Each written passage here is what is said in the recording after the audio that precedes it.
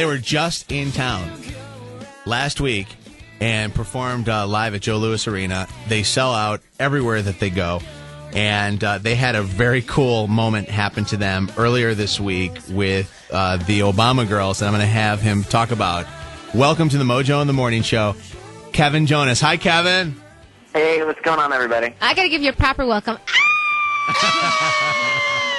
Now do you feel like you're back in Detroit? Because we heard the girls were screaming so loud at Joe Louis. It was ridiculous.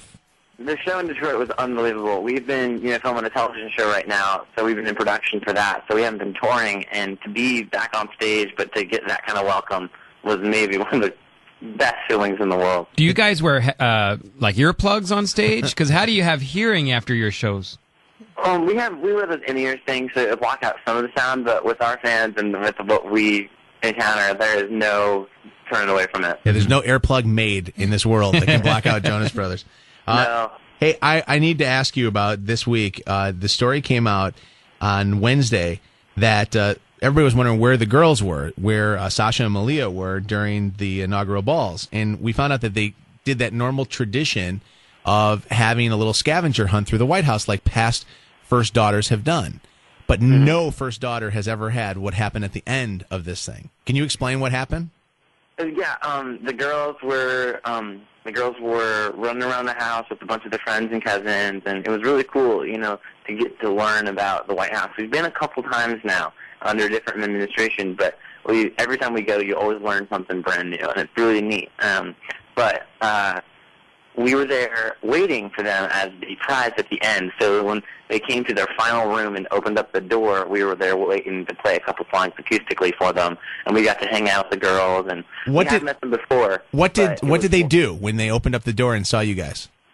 I think what we just heard a couple minutes ago was the screaming. Yeah, there was a little bit of that, but really, they were just really excited to be able to hang out with their friends. And okay, how are you feeling to be in the White House? It is a whole other level of excitement in Washington, and especially in that White House, and with all the the staff, because the staff stays on in the White House, like the home staff, all the other people that work for the Obamas come in, but so they are all so excited to have young girls back in the White House, and they're so happy. Hey, I have to ask you, Kevin, what rooms have you been in the White House? Have you been in the Oval Office? Yes, I have actually. Is it big or is it small? What's it like? No, it's I'd want it for my office. It's pretty sweet. No, it's really awesome. We've been in most of the places where you're typically would be allowed to go. The upstairs residences, no one's ever gone up there. And just those 2 floors where they live, there's 136 rooms in there. That's what's crazy about it. Yeah, it doesn't look that big from the outside. Did you get to see it really does not. Did you get to see any of the hidden doors or anything like that, like they had?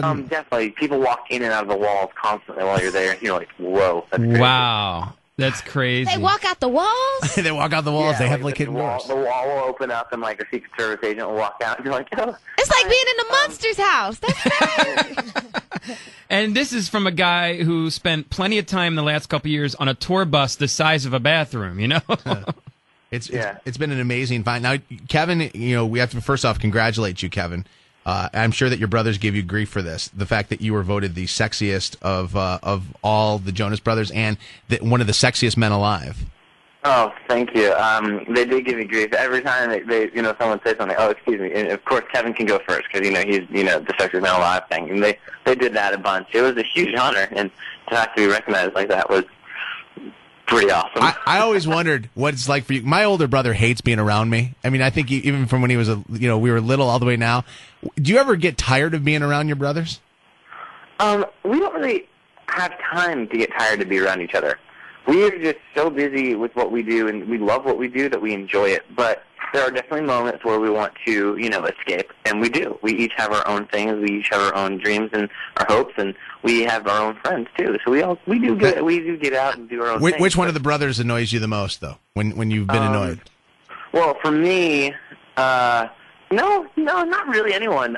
There's Frankie, who's the youngest. Come on, be honest. Oh, okay. This is tough because to, run into the rooms and jump on you in the morning and wake you up, and that is not the most exciting thing in the world.